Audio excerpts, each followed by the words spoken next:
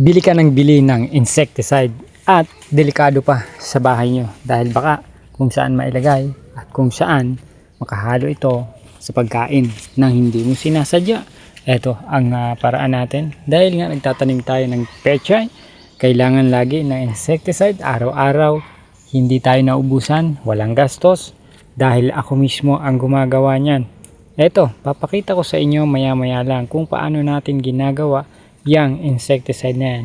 In 1, 2, 3, ganyan lang. Magsunog ka ng mga damo, ng mga kakaibang kahoy, mga bulok na kahoy at mga hindi na ginagamit. Ayan, at pagka yan naging abo na, gawin mo na siya na pang patay ng mga lipad-lipad o kaya naman ng mga uod. Hindi kakapitan yung tanim mo.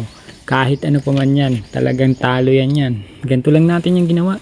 Pagkatapos maging abo yan, pinapala lang natin para naman mailagay sa sako. After nun, yan na siya. Then, again and again, ilalagay na natin sa ating mga tanim. Ganyan lang natin ilalagay yan. Napakadaling proseso, lalo na kapag mahangin, magandang i-apply. Meron namang gumagawa niya na inagawa pa. Ilalagay pa sa tubig at sasalain, papatagalin ng 3 araw. Pero ito hindi na, ganyan na siya. At napakadali lang. Kaya kung gusto nyo ng mga ganitong video, ay stay to my channel and please subscribe sa ating YouTube channel. Babush! Thank you so much!